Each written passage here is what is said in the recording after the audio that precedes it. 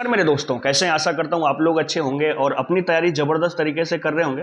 दोस्तों, डिस्कस करने वाले हैं उत्तर प्रदेश पुलिस रेडियो विभाग में जो भर्ती प्रचलित है, उसमें क्या प्रक्रियाएं चल रही हैं, उन सभी चीज़ों के बारे में चर्चा करने वाले हैं और कब तक रिजल्ट आ सकता है, उनके बारे में भी चर्चा करेंगे। दोस्तों, एग्ज़ाम हुआ था जनवरी में और उसके बाद अभी रिजल्ट का आता पता नहीं है। बीच में कोर्ट केस हुआ है शैक्षिक योग्यता को लेके, स्पेशली हेड ऑपरेटर में, और इसकी सुनवाई 24 जून को थी और आप सभी लोगों को पता होगा 24 जून को सुनवाई थी। भर्ती बोर्ड ने अपना काउंटर एफिडेविट जमा कर दिया है और आपको याद हो जो काउंटर एफिडेविट इलाहाबाद के कोर्ट में जमा किया गया था, सेम वही है। तो जो भी भर्ती प्रक्रियाएं होंगी वो नियमावली पे होने वाली है, नोटिफिकेशंस पे होने वाली है और अब नेक्स्ट हियरिंग 8 जुलाई को है और उसमें जो रिजॉइंडर वगैरह का प्रोसेस होता है वो होने वाला है। उसके एकाध हियरिंग में मे बी ये सब सारी चीज़ें ख़त्म हो जानी है। और सबसे बड़ी बात, अभी रिसेंटली एक नोटिफिकेशन वायरल हो रहा है भर्ती बोर्ड की तरफ से, जो कि ये जिला स्तर पे वो जानकारी ले रहे हैं और डाटा ले रहे हैं कि हमारे पास हाइट, वेट, चेस्ट मशीनों की उपलब्धता कितनी है और कहाँ कहाँ पे क्या क्या चीज़ें हैं, उन सभी चीज़ों के बारे में जानकारी ली जा रही है। यानी कि हमारी जो भर्ती प्रक्रिया है वो जल्द से जल्द कंप्लीट कराने के प्लान में है भर्ती बोर्ड।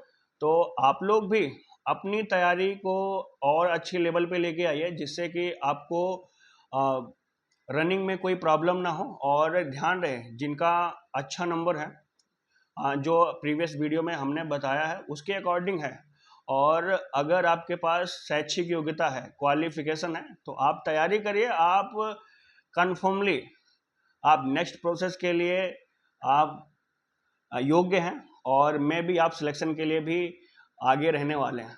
तो आप लोग जम के तैयारी करते रहो, क्योंकि रिजल्ट के बाद आपको टाइम नहीं मिलने वाला है और टाइम मिलेगा भी तो उतना आप कुछ अच्छा परफॉर्म नहीं कर पाएंगे, क्योंकि गर्मी का टाइम है, जो है ये सबसे ज़्यादा दिक्कत करने वाला है रनिंग के लिए। तो आप लोग इन चीज़ों को सीरियसली लेते हुए अपनी तैयारी स्टार्ट कर दो। ये कोर्ट केस है, ये ताम झाम होता रहेगा और ये मे भी जल्द ही समाप्त होने वाला है, क्योंकि भर्ती बोर्ड ने अपना काउंटर एफिडेविट जमा ही कर दिया है और जो नियमावली में लिखा है, जो रूल बुक में लिखा है, जो नोटिफिकेशन में लिखा है, उसी के हिसाब से भर्ती होने वाली है। किसी के अफवाहों में, किसी के कहने पे या किसी के कुछ हवा उड़ाने से कुछ नहीं होने वाला है, क्योंकि आजकल तो हमारी मीडिया भी हवा उड़ाने में तेज हो गई है। उसको मैं तो कहता हूं कि मीडिया वालों से प्लीज़ जो भी जानकारी आप दिया करें या आप कवर किया करें, उसकी प्लीज़ सत्यता को जांच करके ही किया करें, क्योंकि आप लोगों को कुछ पता नहीं होता।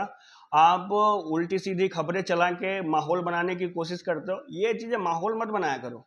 जो भी जानकारी रहे आप एथेंटिक लो, इंफॉर्मेटिव लो, क्योंकि आप भी जो भी हायरिंग करते हो वो एक योग्य पत्रकार को और योग्य संपादक को करते हो, और उनका कर्तव्य ये होता है कि आप जो भी जानकारी आप पब्लिश कर रहे हैं उसकी सत्यता की जांच करने के बाद ही आप करें, क्योंकि आप भी पढ़े लिखे हो, आपके भी बच्चे होंगे,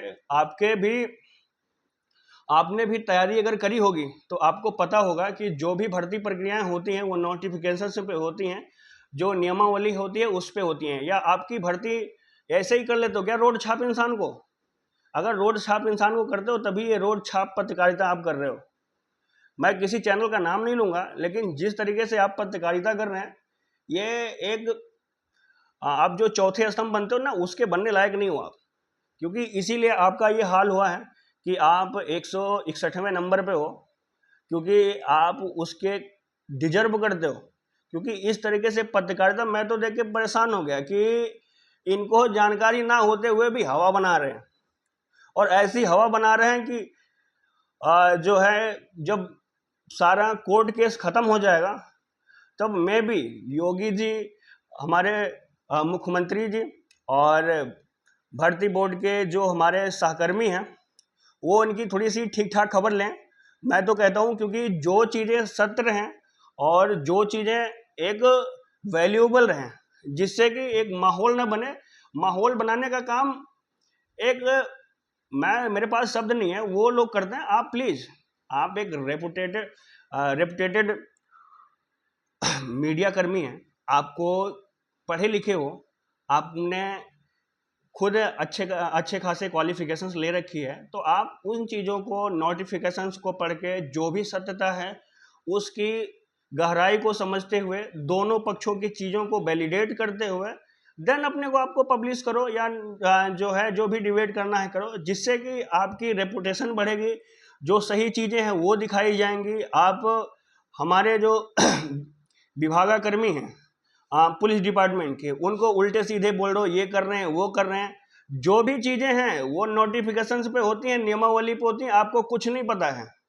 आप उन सब चीज़ों के बारे में पत्रकारिता छोड़ो, पहले अपने आप को एजुकेट करो और सही चीज़ों को दिखाने की कोशिश करो, जिससे कि आपको भी प्राथमिकता मिलेगी और आपके न्यूज को आप सही जगह पे लेके जाओगे। क्योंकि आप अपने आप को नहीं, हमारे देश को बेकार कर रहे हो, क्योंकि आप इसी तरीके से पत्रकारिता करते हुए आप 161वें स्थान पे आए हो।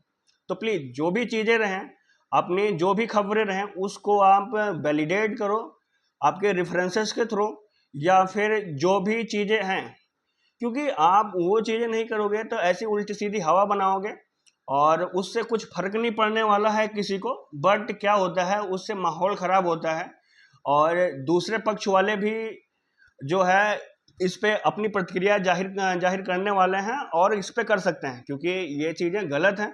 आप दोनों चीज़ों को वेरीफाई करते हुए तभी करें। ये हाथ जोड़ के आपसे निवेदन है, क्योंकि आप ये चीज़ें नहीं करोगे तो ये देश के लिए घातक है। क्योंकि आप ऐसी चीज़ों को, छोटी छोटी चीज़ों को आप ये सत्यता ना करते हुए करते हो, तो आप बड़ी चीज़ों में क्या करते होगे? क्योंकि बड़ी चीज़ों में तो बड़े होल लूप कर देते होगे आप। तो वो चीज़ें ना करें, पूरी चीज़ों को, सत्यता को वेरीफाई करें, वैलिडेट करें, जिससे कि सही इन्फॉर्मेशन सभी लोगों तक पहुँचे और एक लोगों को तर्क शक्ति बढ़े। क्योंकि आप ऐसी खबरें दिखाते हो जैसे कि उसी का कोई औचित्य ना हो। आप अनपढ़ और वैसे उल्टे सीधे लोगों को भर लेते होंगे। हमारे विभागाध्यक्ष और हमारे मुख्यमंत्री जी, जो भी भर्ती प्रक्रियाएं होती हैं वो एक नियमावली पे होती है, नोटिफिकेशंस होती है, वहाँ पे योग्य लोग बैठते हैं, ऐसे हवा में डिसीजन नहीं देते हैं। तो आप लोग प्लीज़ जो भी खबरें हों वेरीफाई करके भेजें, वेरीफाई करके लोगों को दिखाएं और जो भी डिबेट करें, अगर आपको मिलता है तो दोनों पक्षों को बिठा के, या खुद नोटिफिकेशंस होगा आपके पास सारी चीज़ें हैं, आप उसको प्रॉपर वैलिडेट करो, देन फर्दर प्रोसीड करो पब्लिश करने के लिए। आपको क्या जाता है? क्योंकि आपको तो क्या है ना, माहौल लूटना है, और माहौल लूटने वाला काम बंद करो। क्योंकि ये चीज़ें बच्चों का होता है, आप बचपना कर रहे हो, इसीलिए आप 161वें स्थान पे हो। और हमें लगता है ना इससे और डाउन द लेवल जाने वाले हो, क्योंकि आप इस तरीके से हरकतें कर रहे हो। तो प्लीज़ आप हमारे चौथे स्तंभ हैं और उसकी मर्यादा को आप बना के रखें, जिससे कि लोगों को आप पे विश्वास बढ़े और आपकी भी पब्लिसिटी बढ़े और आपको भी जो इन्फॉर्मेशन है वो एथेंटिक रहे और आपकी चीज़ों पे लोग विश्वास करें। इसीलिए तो हम विश्वास नहीं कर पाते आपकी न्यूज़ों को। तो प्लीज़ जो भी चीज़ें करें वैलिडेट करके करें, जिससे लोगों को विश्वास भी बढ़ेगा और एक दूसरे को जो सही चीज़ें हैं वो दिखाई जाएंगी। तो दोस्तों ये सब चलता रहेगा, आप लोग अपनी तैयारी को जम के करते रहे और कोर्ट केस वगैरह पे ज़्यादा ध्यान ना देते हुए, क्योंकि भर्ती बोर्ड ने अपना काउंटर दे दिया है और काउंटर में साफ साफ है कि जो भी भर्ती प्रक्रियाएं होंगी वो नोटिफिकेशंस के बेस पे होंगी, नियमावली के बेस पे होंगी, और जो रूल बुक में डिफाइन है शैक्षिक योग्यता उसी के बिहाफ पे होने वाली है। और जिनके पास शैक्षिक योग्यता है, हेड ऑपरेटर वाले भाई, और जिनका नंबर ठीक ठाक है और जिसका सेशनल क्वालिफाई है, वो जम के दौड़ की तैयारी करना स्टार्ट कर दें, और कर रहे होंगे तो बहुत अच्छी बात है, क्योंकि रिजल्ट आने के बाद टाइम नहीं मिलने वाला है और ये सब सारी चीज़ें चलती रहेंगी। ये मीडिया गर्मी है, हवा बनाते रहेंगे, बट क्या है, जो हमें एक्चुअल चीज़ें हैं अपने ज़मीनी स्तर पे अपने आप के लिए, वो हमें करते रहना है, क्योंकि रिजल्ट आने के बाद हमें सोचना ना पड़े। हमें अगर उसी दिन भी अगर कुछ चीज़ें होती हैं तब भी हम उसमें क्वालिफाई कर जाएं, उस लेवल की हमारी तैयारी होनी चाहिए। तो 15 या 20 दिन का टाइम तो मिलेगा ही, वो चीज़ें हैं, बट लेकिन क्या है, 15-20 दिन में रनिंग की तैयारी नहीं होती, स्टेमिना बिल्ड करना होता है और पैर के जोड़ वगैरह दर्द करते हैं, वो सब सारी चीज़ें होती हैं। अगर आप पहली बार रनिंग कर रहे हो तो उन सब चीज़ों को आप स्टेमिना वगैरह को बिल्डअप कर लो, जिससे कि दौड़ में आसानी हो। और जिनका सर्टिफिकेशन है, जिनके पास शैक्षिक योग्यता है, वही ये प्रक्रिया करें। और मेरे असिस्टेंट ऑपरेटर और वर्कशॉप स्टाफ वाले भाइयों को भी सजेशंस है, वो भी प्लीज़ अपनी तैयारी करते रहो। और सभी का साथ में ज्वाइनिंग होगी और सभी लोग साथ में ड्यूटी करने वाले हैं और ट्रेनिंग करने वाले हैं। तो एंजॉय लीजिएगा प्लीज़, और अपनी तैयारी को पूरी तरीके से जम के करिएगा, जिससे कि नेक्स्ट प्रोसीजर में आपको कोई दिक्कत ना हो। और इन मीडिया कर्मियों के चक्कर में या उल्टी सीधी अफवाहों के चक्कर में ना लगें। और मेरे सभी बंधुओं से ये रिक्वेस्ट है कि जिनकी शैक्षिक योग्यता है वो अपने आगे की तैयारी करें, और जिनके पास नहीं है वो किसी दूसरे एग्ज़ाम की तैयारी करें। क्योंकि अगर आप यहाँ पे बेहतर परफॉर्म किए हैं तो आप दूसरी जगह इससे बेहतर परफॉर्म कर पाएंगे, क्योंकि यहाँ का एक्सपीरियंस भी आपके साथ रहने वाला है। और आप किसी उल्टे सीधे चीज़ों के चक्करों में मत पड़ो। बहुत सारे लोग ठगने के लिए बाज़ार में घूम रहे हैं और पैसा इकट्ठा कर रहे हैं वो थोक रेट में। तो वो चीज़ें नहीं करनी है बिल्कुल भी, क्योंकि सब अपना धंधा चला रहे हैं कि इतना भी पैसा इकट्ठा करना है, ये करना है, वो करना है। तो उन सब चीज़ों के चक्कर में प्लीज़ मत पड़ो, क्योंकि आप समझदार हो, आप एजुकेट हो, जो चीज़ें हैं वो आपके सामने हैं। और उन चीज़ों पे विश्वास करिए, तथ्यों पे विश्वास करिए, क्योंकि पैसा इधर उधर फेंकने से कोई अर्थ नहीं निकलने वाला है, क्योंकि उससे पैसा और समय दोनों आपका बर्बाद होने वाला है। तो जिनके पास शैक्षिक योग्यता है वो आगे बढ़ें, और जिनके पास नहीं है वो और अच्छा डिजर्व करते हैं। मैं तो कहता हूँ कि और अच्छा पाएं। तो आप लोग, किसी पे कोई द्वेष नहीं है, कोई किसी पे कोई दुश्मनी नहीं है, सबकी अपनी नौकरी पाने की चाह है और सबको अपने लिए लड़ना है। वो अपने स्तर पे लड़ते रहेंगे, बट जगह जगह सही होनी चाहिए। अगर आपके पास शैक्षिक योग्यता है, आप आगे बढ़ रहे हैं, देन बेहतर है। अगर आपके पास शैक्षिक योग्यता नहीं है तो आप गलत जगह पे लड़ रहे हो, उससे कोई अर्थ नहीं निकलने वाला है।